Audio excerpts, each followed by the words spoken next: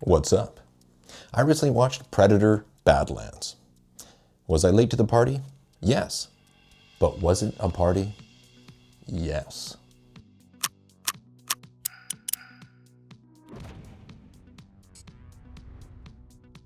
But like all parties, some people have a great time and some do not. I really enjoyed Predator Badlands. And I think there's two big reasons why. One, I did not see a single trailer, which is a theme for me. If I hear about a project like Predator Badlands, and I'm immediately like, I'll see a Predator movie, I'm in. Not opening weekend I'm in, but I'm in. And having watched the trailers after the fact, they reveal so much that it would have detracted from the experience. The only thing I did see beforehand was the poster, which was the main character, Deck, with Elle Fanning strapped to his back. And even that revealed so much of like, oh, Elle Fanning's in it. She's cut in half. At one point, she's going to be strapped to his back. Those are the things that, if you had come in blind, would have been an exciting experience. And the second thing was I had previously seen Predator Killer of Killers and Alien Earth. Having watched both of those and the world building behind each of them, it helped me enjoy this film because I know the backstory.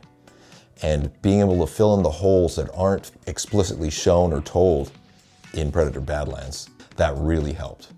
Overall, it was great.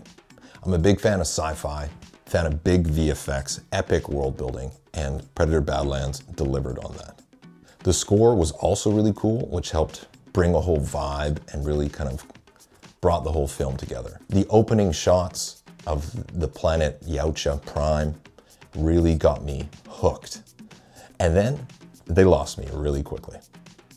When he enters the cave and starts fighting with his brother, the motion that they have is very CG. When I say CG, I don't mean it looks computer graphics. It looks quite photoreal. It's just the physics of them moving don't land in reality.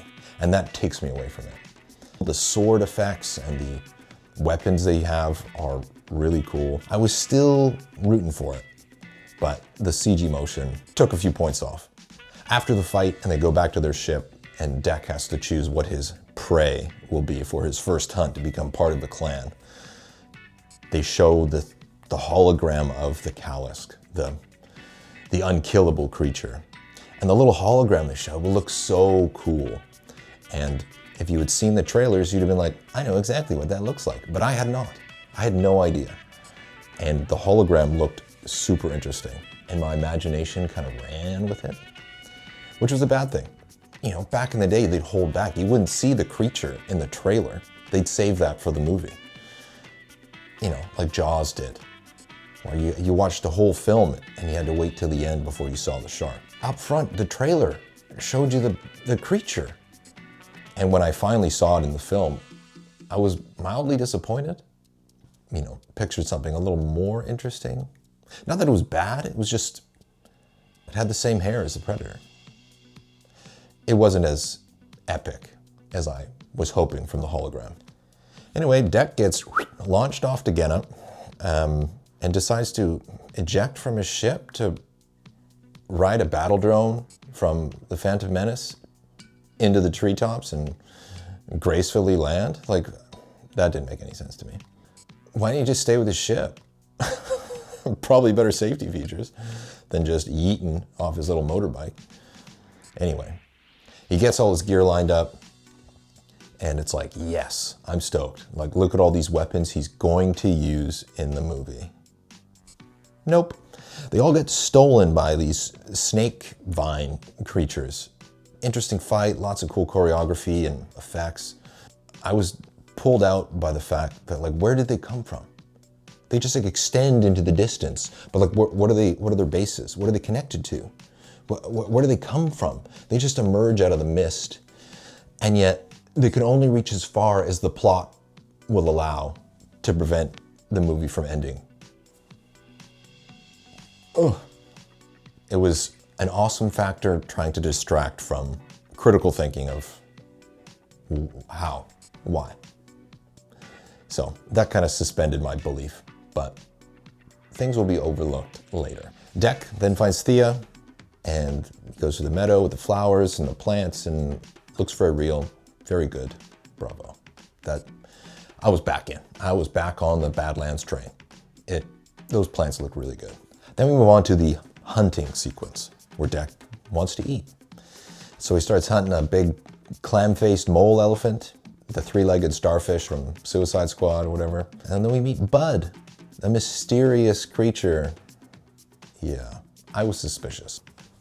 But the sequence itself was really engaging, really entertaining. When he chops the tree, climbs up it, and starts leaping through the canopy, motion was a little better than the start, but still not grounded in reality. But it was so awesome, I was able to overlook it. Big reveal time. Thea leads him to her base camp and betrays him, and then Dec calls on the Kalisk. The emerging out of the mist and the smoke was cool. And then you actually see the Kalisk for the first time, or at least I did. Oh, so close. But that next fight scene was incredible. All my complaints before just vanished, and I was just entertained. The regeneration effects looked so amazing. The sequence comes to an end with the Kalisk winning over Dec, and based on the Bud's spit in the face earlier and my suspicion of him, I was like, of course, Bud's a Kalisk. Of course he is. Of course he is. Otherwise the creature would have just demolished him. But the smell, the pause, I was like, I knew it. I knew it. He was a Kalisk. If I can predict something, and I'm quite easily swayed by pretty visuals, as I've just described, it's, a bit disappointing when it's just like, I knew it. And then the disappointments kind of continue in the regrouping montage where Dec finds himself again and is just like, I'm determined to get my kill. And he goes back to all the animals and creatures you'd seen before. So instead of interesting world building, it's just like, oh, this is a plot device. This is a plot device. This is a plot device. You need it.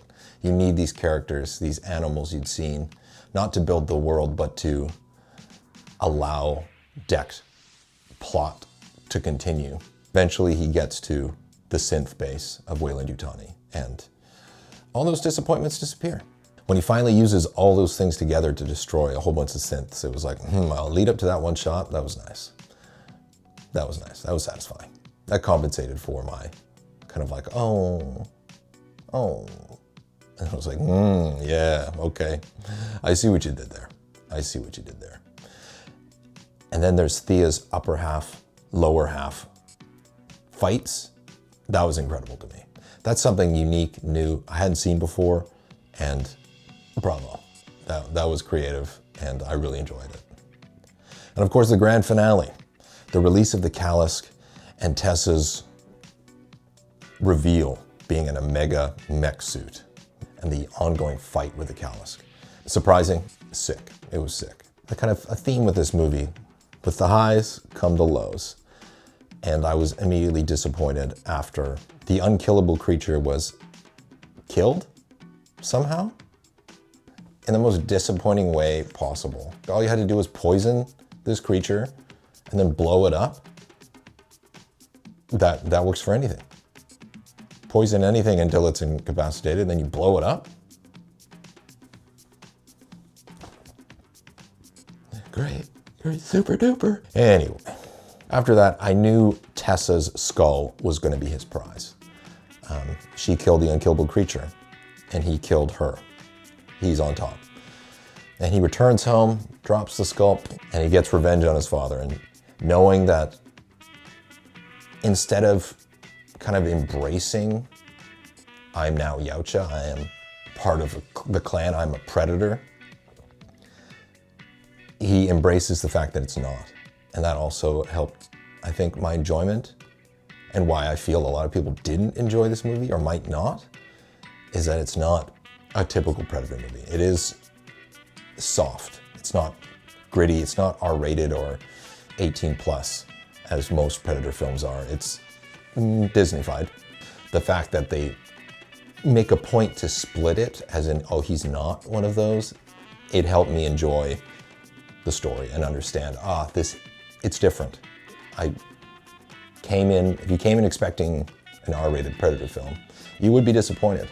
But I didn't know what to expect. And so his finale of, oh, I've made my own clan, he breaks away from the Yautja culture and all that stuff, that was a satisfying conclusion.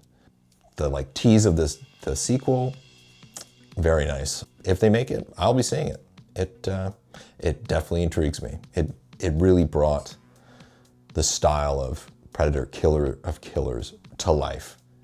So if you didn't like it, that's fair. I'll tell you this, it was better than the last Predator movie I saw, which was The Predator.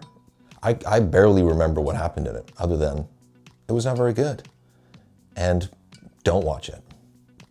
Predator Badlands. Epic action, epic fights, epic visuals, great music. I had a great time. If you haven't seen it, I recommend it.